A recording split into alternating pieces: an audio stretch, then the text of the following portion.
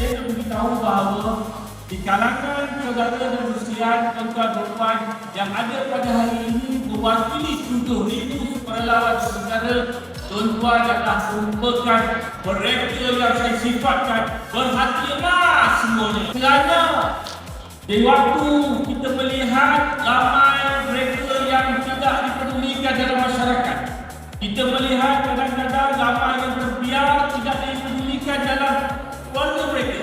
Tetapi sukarelawan JKM ini yang datang tampil membantu golongan-golongan rentan dalam masyarakat.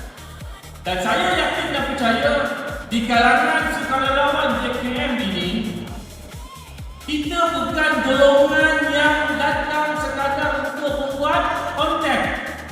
Kita bukan golongan yang mencari publicity murahan. Dan kita bukan golongan yang menjadikan kerja kita sukarelawan itu adalah pilihan untuk kita menjaga teh hijau ataupun teh hijau ataupun teh apa. Kita buat dengan satu semangat bahawa kita sedar bahawa kebajikan itu adalah tanggungjawab kita bersama.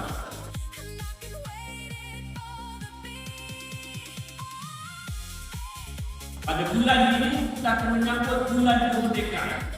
Kita akan menyambut kemerdekaan negara untuk kali yang ke-69. Apalah maknanya kemerdekaan yang kita capai?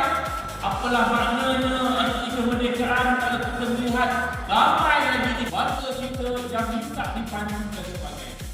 Dan kita sebagai rakyat Malaysia, sebagai mereka yang mencintai tanah air, tentu sekali merasa bertanggungjawab untuk bersama-sama menjaga apa jua yang berlaku dalam negara ini. Maka tentu sekali terima kasih pada seluruh sukarelawan di seluruh negara walaupun di mana mereka berada di atas sumbangan yang telah diberikan sepanjang bersama-sama dengan Jabatan Kerajaan Masyarakat.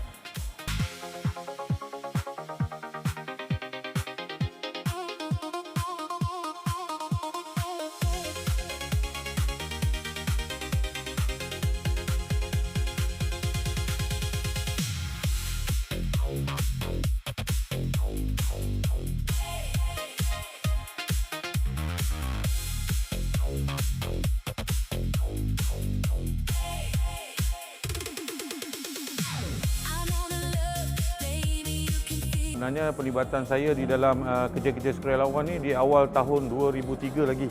So terima kasih juga kepada pihak JKM memberi pendedahan yang daripada awal saya dalam pelibatan sukarelawan ni. Pertamanya perkara yang pertama kita dapat dari masyarakat adalah perasaan empati dan simpati. Jadi bila kita ada kedua-dua elemen ni, kita lebih kepada peka terhadap persekitaran kita sebagai sukarelawan terhadap masyarakat. Jadi dua-dua elemen ini penting sebagai sukarelawan. Saya sangat menyeru dan menyaran kepada semua lapisan masyarakat, khususnya para belia. Kerana belia masa kini perlu lebih aktif dan perlu menjadi cakna kepada masyarakat. Bagaimana kita nak menjadi cakna, kita perlu bersama JKM.